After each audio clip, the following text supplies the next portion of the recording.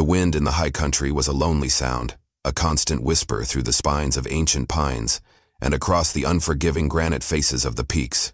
Silas Kane knew its language better than he knew the words of men. It spoke of coming snow, of the movement of elk in the deep ravines, of the relentless passage of time that had weathered the mountains and was now weathering him. He was a man carved from the same stone, all hard lines and quiet endurance, his face a map of sun and solitude. For 5 years, this wilderness had been his only congregation, the snap of a twig, his only conversation. He moved along his trapline with an economy of motion that was its own form of grace, a predator at home in his domain.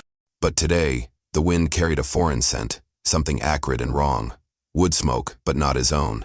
It was thin and desperate, clinging to the air like a prayer from a dying man. Curiosity, a feeling he had long since packed away with other useless sentiments, pricked at him.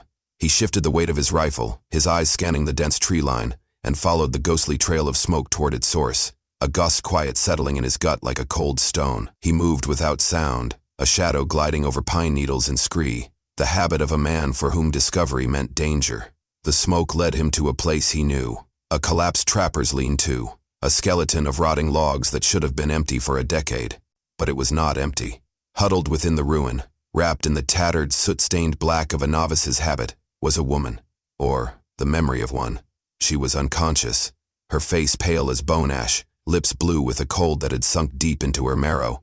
Her feet, wrapped in bloodied rags, were raw and blistered, testament to a desperate flight. One hand was clutched around a simple wooden rosary, the beads worn smooth by a faith that had clearly offered no sanctuary. Silas stood there for a long moment, a statue of wary disbelief. The world of men, with its covenants and cruelties, had finally sent an emissary to his door, and it had the face of a half-dead angel.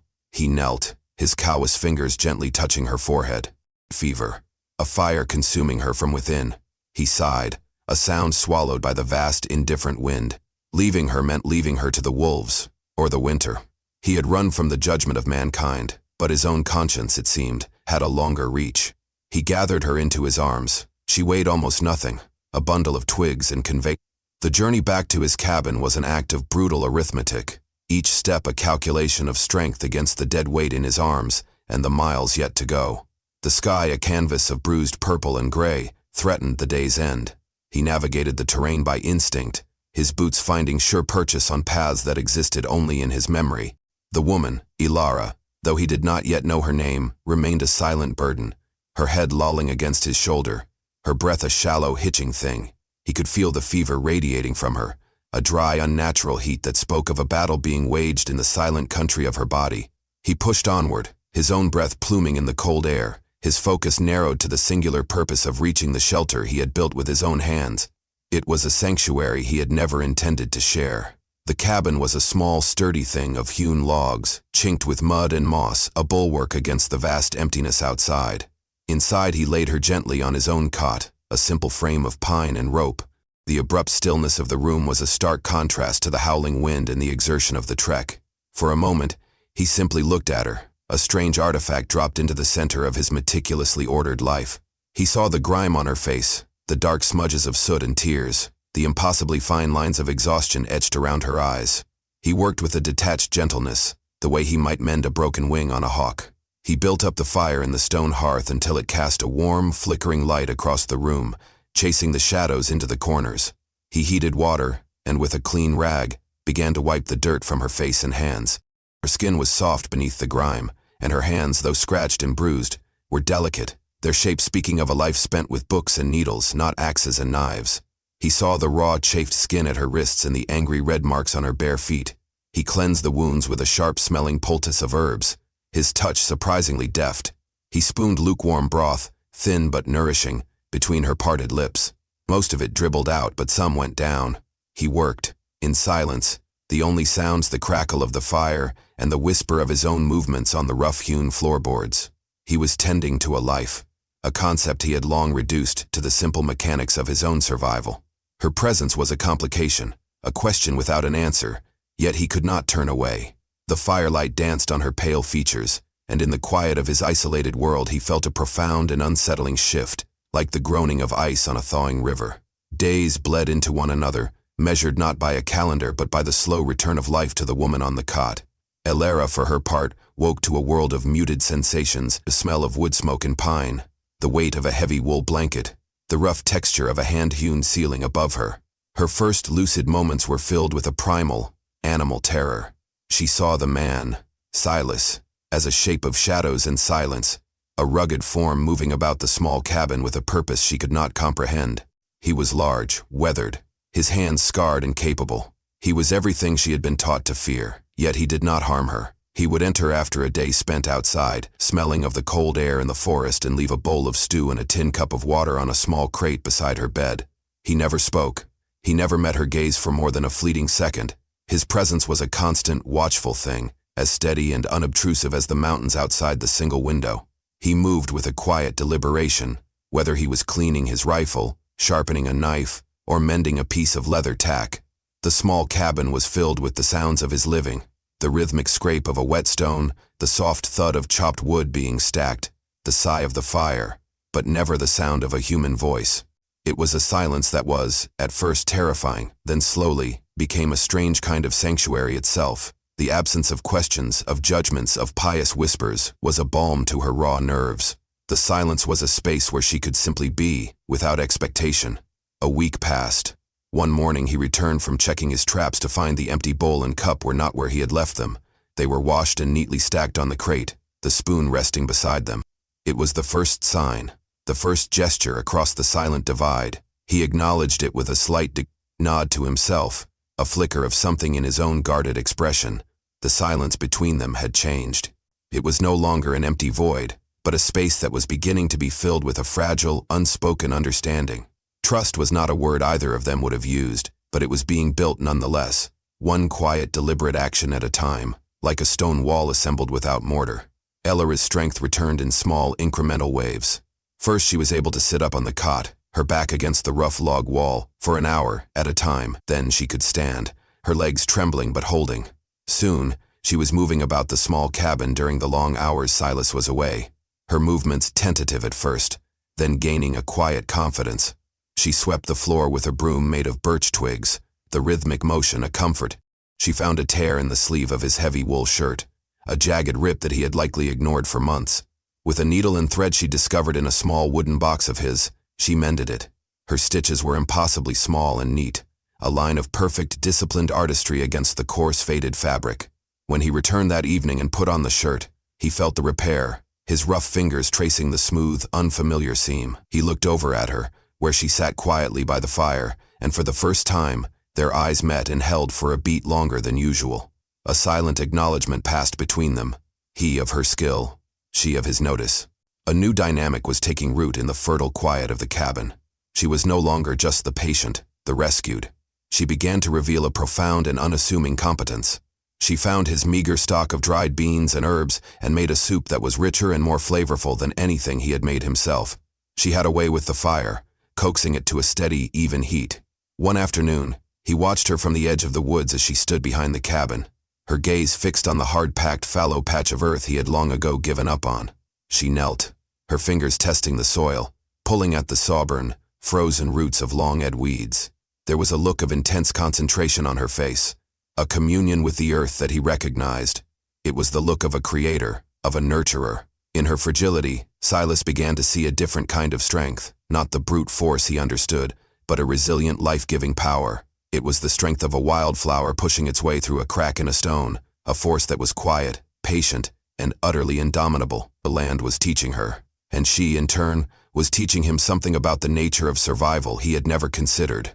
A storm, sudden and violent, descended from the peaks, trapping them in the cabin for 2 days. Rain lashed against the roof and the single glass pane of the window, and the wind howled like a hungry beast. The world outside dissolved into a gray, roaring chaos, forcing their own small world to shrink to the warm circle of light cast by the hearth. The constant, percussive sound of the thunder seemed to dredge something up from the depths of Silas's memory. That night, he dreamt, he was back in the dusty courthouse, the air thick with sweat and lies. He heard the gavel fall like a gunshot, the word, guilty, echoing in the suffocating silence. He saw the face of the powerful rancher who had framed him, a mask of smug satisfaction. He saw the faces of his neighbors, people he'd known his whole life, turning away in shame or suspicion. He woke with a choked gasp, his body slick with sweat, the phantom feel of a hangman's rope tightening around his neck. The fire had burned down to embers and the cabin was steeped in shadow, but he was not alone. Elara was sitting in the chair nearby, a silhouette against the dying coals. She had not moved to wake him, but she had been watching over him. She held out a tin cup of water, her hand steady in the dim light. He took it, his own hand trembling slightly, and drank. The cool water was a comfort, but her silent, unwavering presence was more so. Her gaze held no pity, only a deep, profound empathy, as if she understood the language of nightmares. In that moment, the silence between them felt less like a barrier and more like a shared blanket, a comfortable weight. He found himself wanting to fill it, to give a name to the demons that haunted him. He looked down at his own hands, calloused and scarred, and thought of how they had once been used for branding cattle and mending fences, not for survival in the wilderness. He had been Silas Kane, a ranch hand, a man who believed in hard work and a straight deal. He hadn't fled the law as much as he had fled the death of his own name. He couldn't speak the words, not yet, but in the quiet aftermath of the storm, both inside and out, he felt the first crack in the dam of his own, long-held silence. The next evening the storm had passed, leaving the air washed clean and smelling of wet earth and pine. A fragile peace settled over the mountains, mirroring the one that was tentatively growing within the cabin walls. Silas was cleaning his rifle by the firelight, the metallic click and scrape of the action a familiar, grounding rhythm. He glanced over at Elara. She was sitting on the edge of the cot, holding the small wooden rosary in her hands, her head bowed. A single tear traced a path through the faint dusting of flour on her cheek before falling onto the rough wool of her blanket. Then another.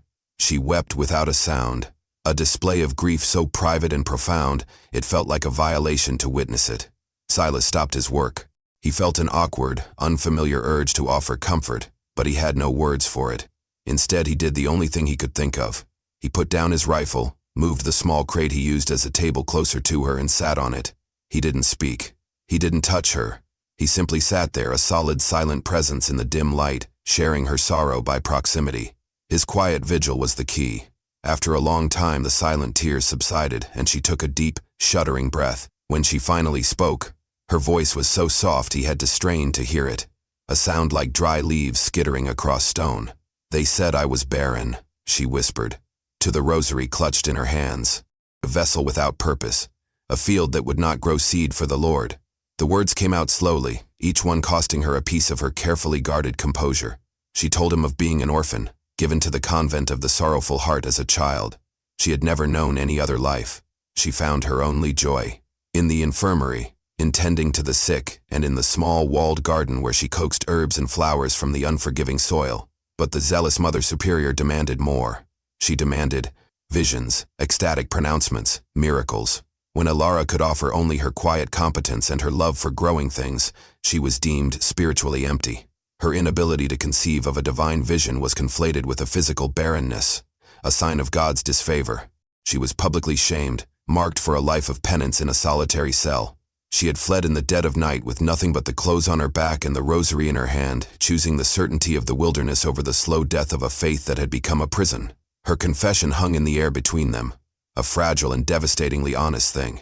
It was an offering, a piece of her broken soul laid bare on the hearthstones of his cabin. Silas listened without interruption, his gaze fixed on the fire. When she fell silent, the only sound was the gentle hiss of the burning logs. He felt her story settle inside him, finding a place next to his own unspoken grief. Her pain was not the same as his, but it came from the same source, the cold, hard judgment of a world that had no room for them.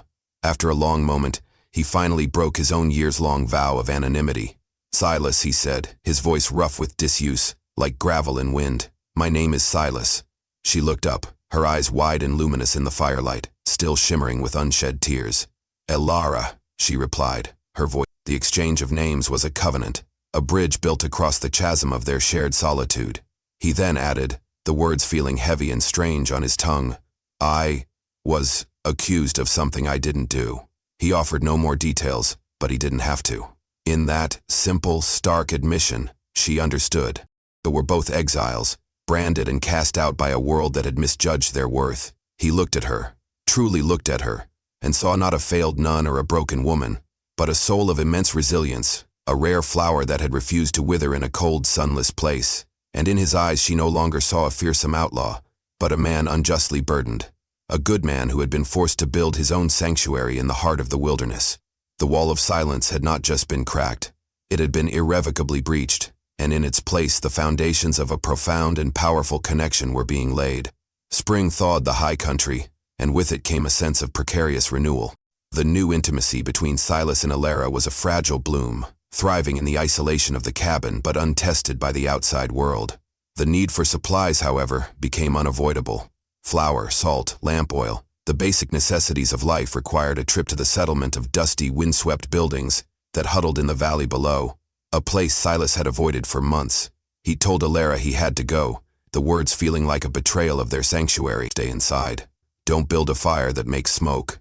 Don't answer a knock, he instructed, his tone clipped and tense. He saddled his horse, the familiar actions feeling foreign and fraught with a new anxiety. The ride down the mountain was a descent into a world he no longer considered his own. The town was as he remembered it, a collection of false-fronted buildings leaning against each other for support, the street a river of mud and manure. But something was different.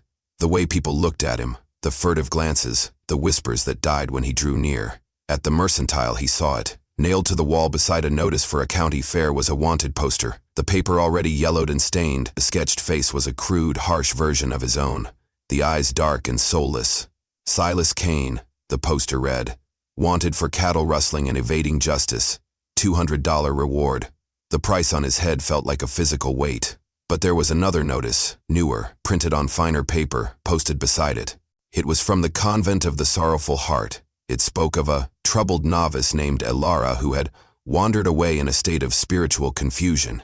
It offered a reward not of money, but of God's eternal gratitude, and a more tangible donation to whoever facilitated her safe return to their care. The words were couched in concern, but Silas could read the cold steel of possession beneath them. He was a wanted outlaw, she was a runaway nun. The world had put a name and a price on both of them. His sanctuary on the mountain felt impossibly small and fragile. A glass house he had just realized was standing in a hailstorm. He gathered his supplies, the weight of the townsfolk's greedy, suspicious eyes on his back, and fled back to the silence of the high country, the peace he had known there now shattered. The news of a fugitive in the mountains eventually reached the ears of U.S. Marshal Gideon Thorne. Thorne was a man who saw the world in stark terms of black and white, right and wrong, law and chaos. He was not a cruel man, but his devotion to the law was absolute, a faith more rigid and unyielding than any creed. He arrived in the valley settlement on a tall bay gelding, his posture as straight and uncompromising as his morality. He listened to the whispers about the silent man in the hills, the one who traded pelts but never words, and cross-referenced it with the 5-year-old warrant for Silas Kane. The pieces fit with the neat, satisfying click of a well-oiled machine. His duty was clear. At the same time, the local priest, having received the notice from the convent, preached a sermon on lost sheep and the dangers of straying from the flock, his eyes sweeping over his congregation for anyone who might know of a strange woman in their midst. The two threads of justice, one secular, one spiritual, began to twist together, forming a rope that was tightening around the small cabin on the mountain. A local trapper, a weasel-faced man with greed glinting in his eyes, saw both the wanted poster and the marshal's inquiries as an opportunity. For a few silver dollars he told Thorne of the faint smoke he sometimes saw rising from the old, abandoned Kane place high on the ridge. He offered to guide the lawman there, his motivations a toxic cocktail of civic duty and personal profit. The external threat was no longer a vague possibility, it had a name, a face, and a guide. While Silas wrestled with the encroaching danger, Elara was transforming the land behind the cabin. The hard, fallow patch of earth was now a garden. She had spent weeks clearing the rocks, her hands, once soft, now becoming calloused and strong. She had turned the soil with a sharpened spade, her movements rhythmic and prayerful. Silas had found a small pouch of seeds in the bottom of an old supply sack, wilted, forgotten things, but in her care they had sprouted. Neat rows of green shoots now pushed through the dark earth, a defiant testament to life in a place that was supposed to be barren. The garden was her gospel, her sermon, written in leaf and root. The external world finally breached their sanctuary on a crisp, clear afternoon. Marshal Thorne, led by the scuttling trapper, rode into the clearing. The first thing he saw was not an outlaw's den, but a scene of startling domesticity. A woman in a simple mended dress was on her knees in a small, thriving garden, her hands in the earth. Elara looked up, her expression not of fear but of startled annoyance at the intrusion. Silas emerged from the cabin, his body instantly positioning itself between her and the newcomers. Silas Kane, Thorne's voice was a flat, authoritative declaration, not a question. "You're under arrest for the rustling of 200 head of cattle from the Bar T Ranch." He began to dismount, his movements deliberate and confident. Before Silas could respond, Elara rose to her feet, wiping the soil from her hands onto her dress. She stepped forward, her small frame radiating a surprising authority. "He has done nothing wrong," she said, her voice clear and steady, ringing with a conviction that startled both Silas and the marshal. "This man gave me shelter when I would have died. He is a good man." Silas, moved by her fierce, unexpected defense, placed a hand on her shoulder, a gesture both protective and grounding. He gently urged her behind him, his eyes locked on Thorne. "The woman is with me," he said. The words were simple, declarative, and absolute. It was not an explanation or a plea, it was a statement of fact, a line drawn in the dirt. In that moment, he wasn't just shielding her from the law, he was claiming her, binding his fate to hers in the face of the world that had condemned them both. The air in the clearing grew thick with unspoken meaning, the scent of pine and damp earth mixing with the sharp metallic tang of confrontation. Marshal Thorne paused, his hand resting on the butt of his pistol. He was a man accustomed to fear, to flight, to desperate lies. He was not accustomed to this. He saw a wanted rustler standing his ground, and a runaway nun who looked more like a homesteader's wife. The scene did not compute with the simple arithmetic of his warrants. "It may be as it may, son," Thorne said, his voice retaining its hard edge. "But the law is the law, and ma'am," he tipped his head toward Elara, "your business is with the church. They're looking for you. You belong to the convent." The words were meant to divide them, to remind them of their separate transgressions, but they had the opposite effect. "I belong with him," Elara stated, her voice unwavering. She stepped out from behind Silas to stand beside him, a united front. The words hung in the mountain air, more potent than any vow. It was a declaration that transcended law or creed. It was a choice. In her eyes, Silas saw not the frightened woman he had rescued from the snow, but a pillar of strength, her belief in him a shield more solid than any log wall.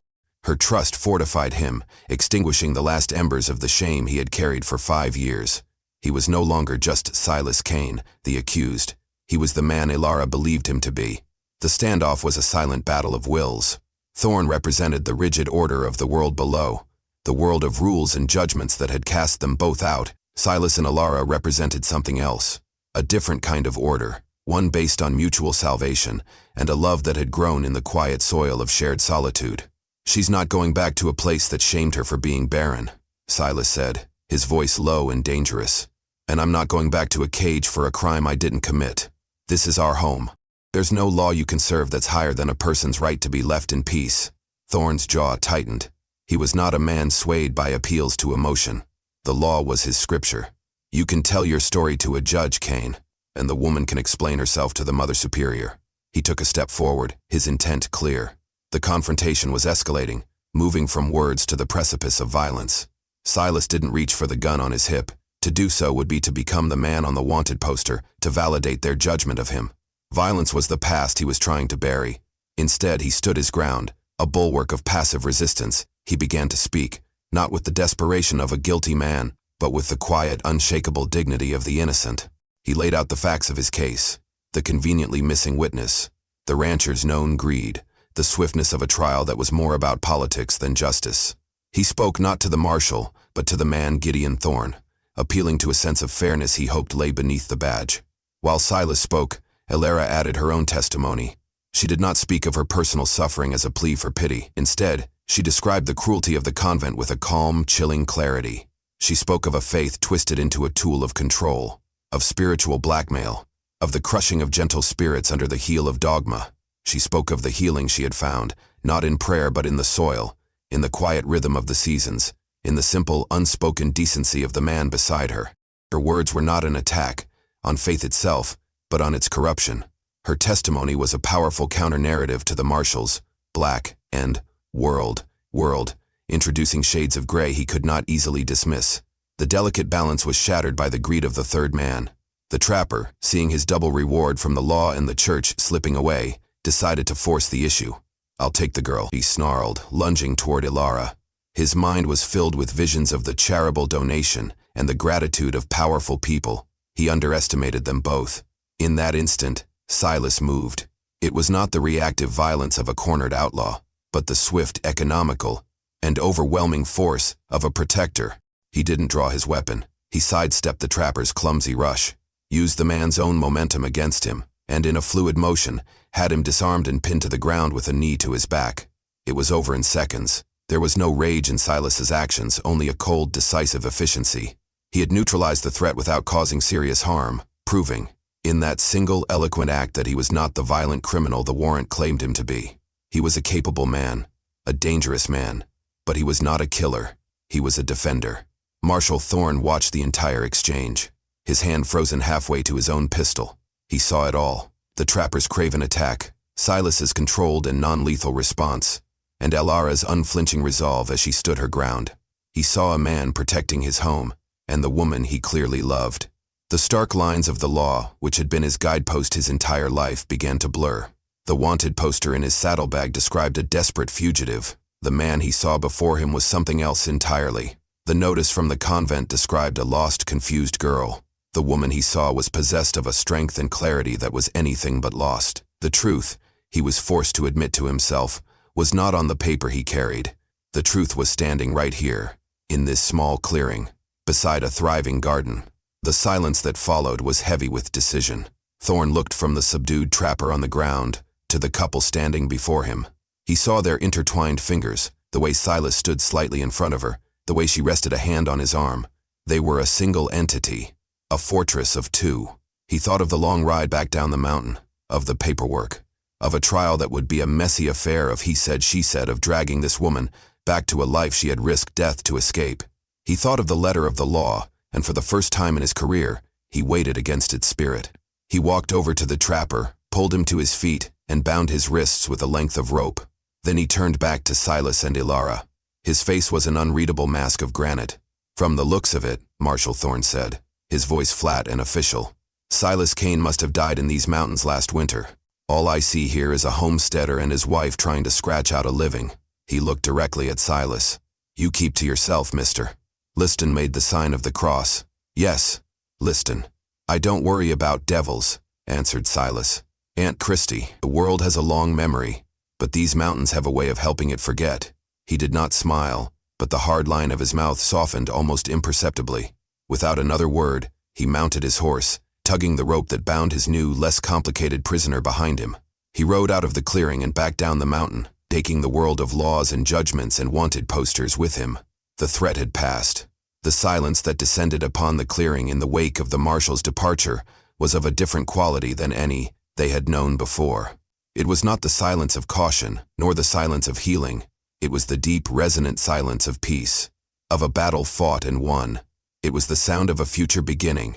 Silas and Elara stood for a long time without moving, the dust from the horses' hooves settling around them. Then, slowly, Silas turned to her. He looked at the garden, its vibrant green a stark contrast to the harsh gray stone of the mountains. It was her creation, her miracle, proof that life could flourish in the most unlikely of places. He reached out and took her hand. It was the first time he had touched her with unambiguous intent, an open admission of the love that had grown between them, as quiet and steady as her garden. Her fingers, callous now like his, burned perfectly. Her hand was small in his, but their combined grip was unbreakable. No words of love were spoken. They were not necessary.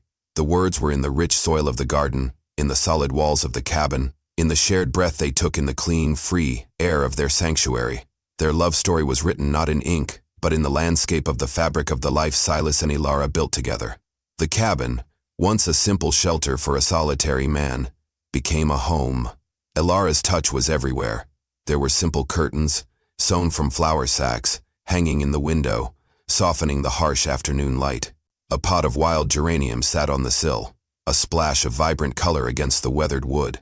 The garden behind the cabin expanded, its bounty filling their root cellar and lining the shelves with preserved vegetables and herbs. It was a testament to her patient, life-giving spirit, a promise fulfilled. One late summer afternoon, Silas was mending a stretch of fence at the edge of the clearing, his movements practiced and sure. The sun warmed his back, and the air was filled with the drowsy hum of insects. He saw Elara walking toward him from the cabin, her silhouette framed by the golden light. She carried a tin cup of cool water for him. She stopped beside him, and he took the cup, their fingers brushing. They stood together in comfortable silence, looking out at the vast expanse of peaks and valleys that was their kingdom. A small smile touched her lips, and he returned it.